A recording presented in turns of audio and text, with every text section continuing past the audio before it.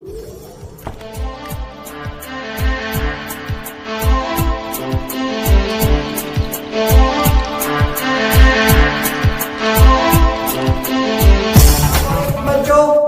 हैं आप सब। तो आज का जो हमारा टॉपिक है वो है नंबर सिस्टम। आज हम इसका दूसरा लेक्चर पढ़ेंगे।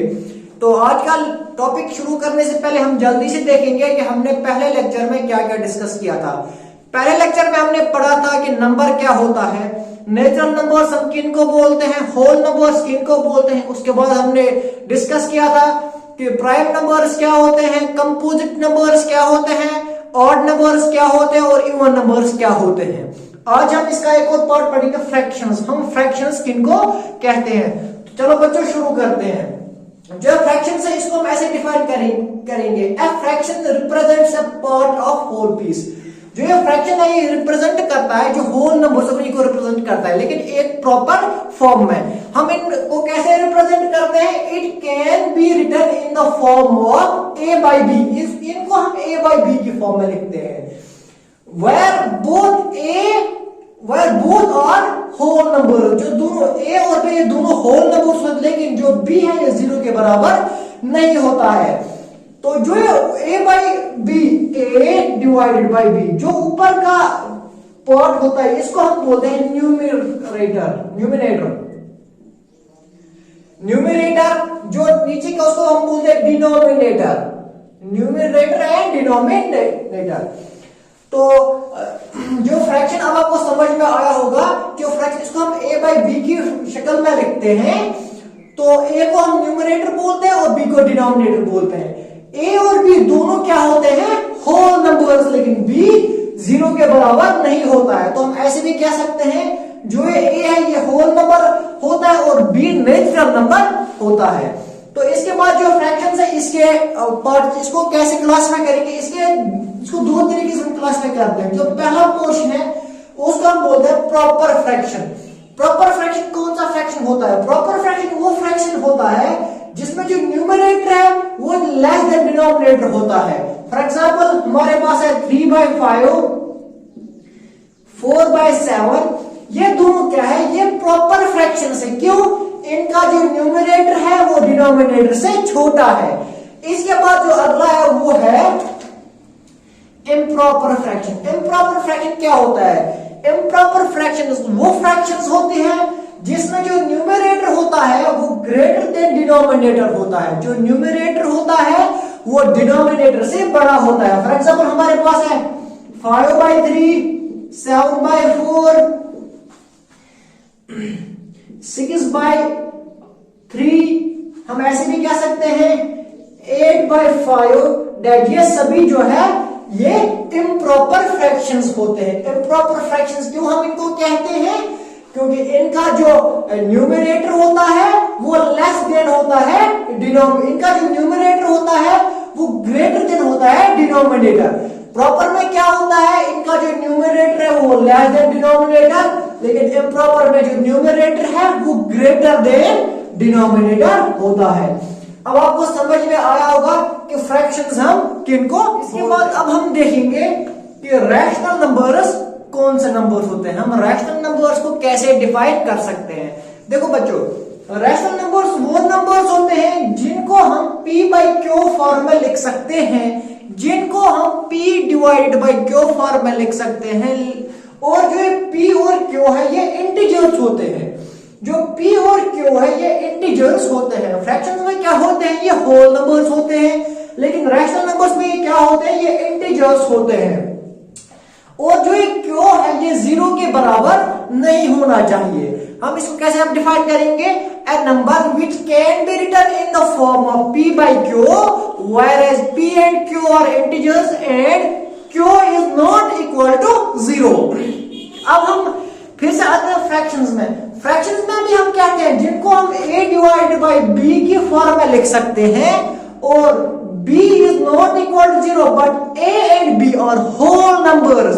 जो a और b है ये होल नंबर्स होते हैं, लेकिन रैशनल्स में क्या होते हैं, ये इंटीजर्स होते हैं।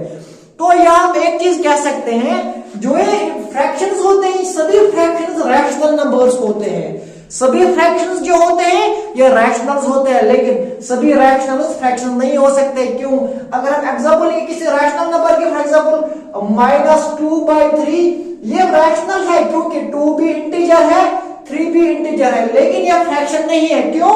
अगर हम यहां देखेंगे फ्रैक्शंस वही होते हैं जिनका ए भी होल हो, बी भी होल हो। यहां पे देखेंगे जो ये 2 है ये होल नहीं है, तो ये होल नंबर नहीं है। तो यहां हम क्या देखेंगे, जो फ्रैक्शन, सभी फ्रैक्शंस रैशनल्स होते हैं, लेकिन जो सभी रैशनल्स है ये फ्रैक्शनल्स नहीं होते हैं।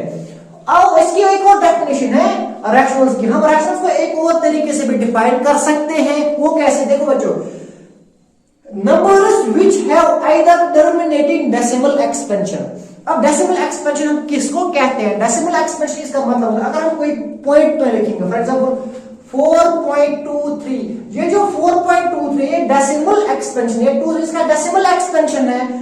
तो वो नंबर जिनका जो डेसिमल एक्सपेंशन आइदर टर्मिनेटिंग मतलब क्या होता है? पॉइंट के बाद जो इसका डेसिमल एक्सपेंशन है या तो ये खत्म हो या ये रुक जाए, या अगर ये नहीं रुके, if not terminating then it must be repeating.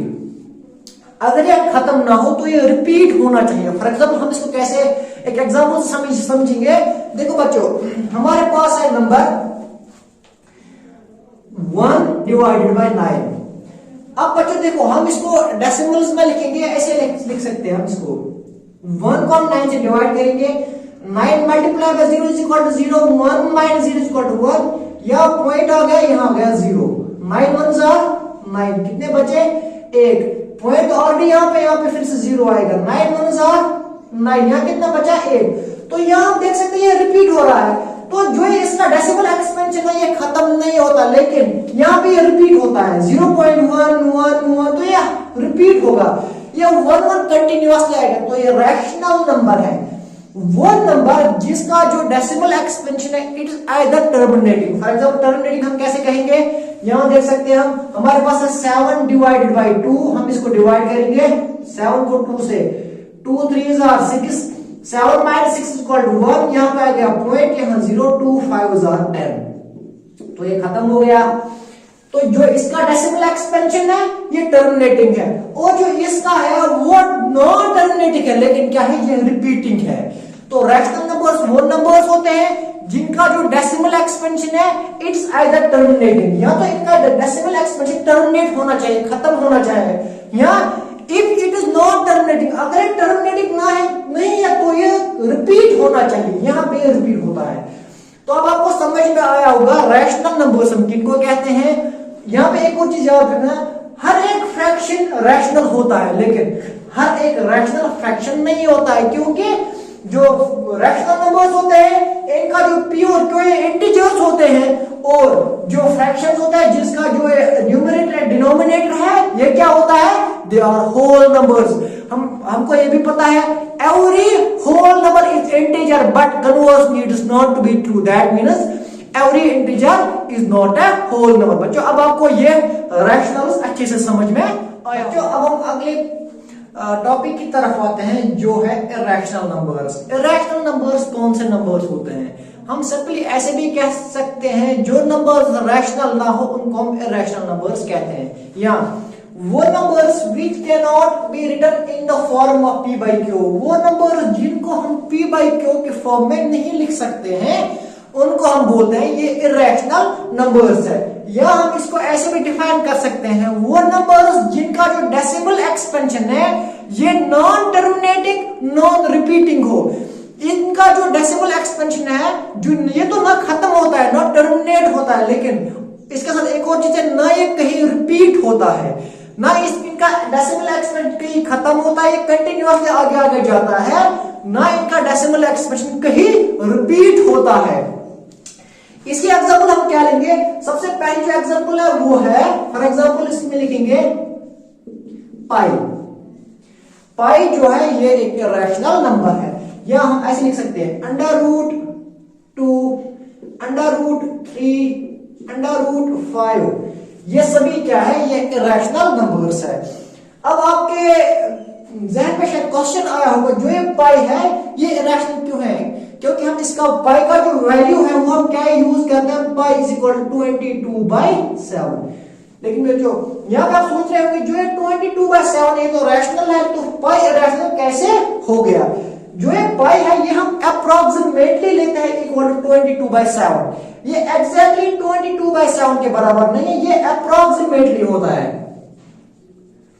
Pi approximately होता है बराबर 22/7, ये एग्जैक्टली 22/7 के बराबर नहीं होता है। इसलिए जो ये पाई है ये क्या है, ये एक रैशनल नंबर है। सेम इसी तरीके से √2 हम देखेंगे, √3 देखेंगे, √5, ये सभी क्या है, ये इरेशनल नंबर्स है। क्यों, ये इनको हम p/q के फॉर्म में नहीं लिख सकते हैं। तो इसके बाद एक और टॉपिक है वो है रियल नंबर्स। रियल नंबर्स क्या होते हैं, जो ये रियल नंबर्स होते हैं ये सिंपली होते हैं combination of rational and irrational numbers. Combination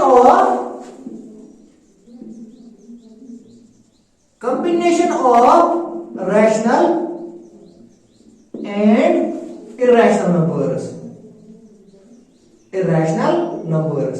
जो रियल नंबर्स होते हैं ये होते हैं combination of rational and irrational numbers. अगर हम रैशनल और इरेशनल को कंबाइन करेंगे तो हम इनको सिंपली बोलते हैं ये रियल नंबर्स है। बच्चों आज के लिए इतना काफी है, इंशाल्लाह हम इसे आगे अगले टॉपिक में पढ़ेंगे। अल्लाह हाफिज।